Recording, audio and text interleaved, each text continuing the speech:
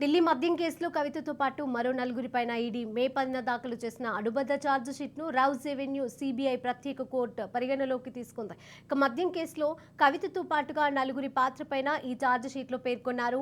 June 3న ఈ chargesheet పైన court విచారణ జరపనుంది. ఆ రోజున ఈ ఛార్జిషీట్ నిందితులు అందరూ కోర్టుకు హాజరు కావాలని సమన్లను జారీ చేసింది. ఇక దీంతో కవితను జూన్ 3న ఈడీ అధికారులు కోర్టు ఎదుట హాజరుపరచనున్నారు. ఇక గోవా ఎన్నికల సమయంలో ఆమ్ ఆద్మీ పార్టీ తరఫున ప్రచారం చేసిన దామోదర శర్మ, ప్రిన్స్ కుమార్, చన్ప్రీత్ సింగ్, అరవింద్ సింగ్లను ఛార్జిషీట్లో ప్రస్తావించారు.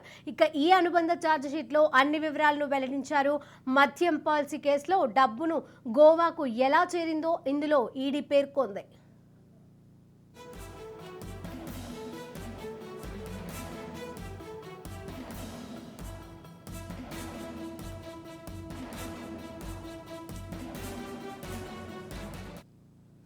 ఢిల్లీ మద్యం కేసులో కవితతో పాటుగా మరో నలుగురిపైన ఈడీ మే 10న దాఖలు చేసిన అనుబంధ ఛార్జిషీట్ను రౌజ్ ఎవెన్యూ సిబిఐ ప్రత్యేక కోర్టు పరిగణలోకి తీసుకున్నట్లుగా తెలుస్తోంది. ఇక ఇదే అంశానికి సంబంధించి మరిన్ని అప్డేట్స్ మా క్రైమ్ బ్యూరో చీఫ్ ఇన్నారెడ్డి అందజేస్తారు. ఇన్నారెడ్డి,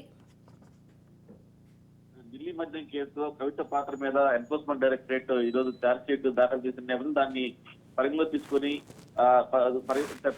కోర్టు పరిగణలో తీసుకుంది.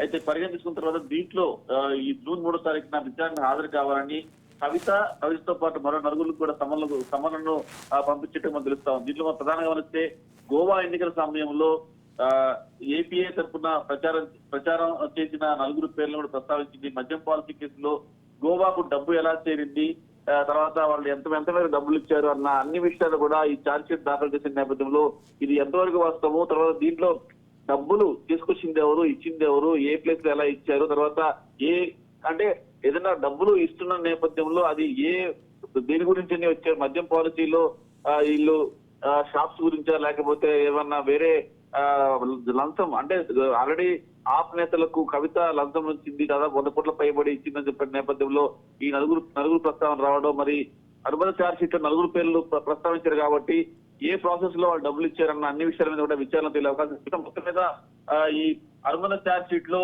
ఏమైతే ఈ కోర్టు పరిగణలో తీసుకుందో 3వ తారీఖున దీని మీద కోర్టులో విచారణకు వచ్చే అవకాశం కల్పిస్తా ఉందో Sirisha. Right, thank you Inna Reddy.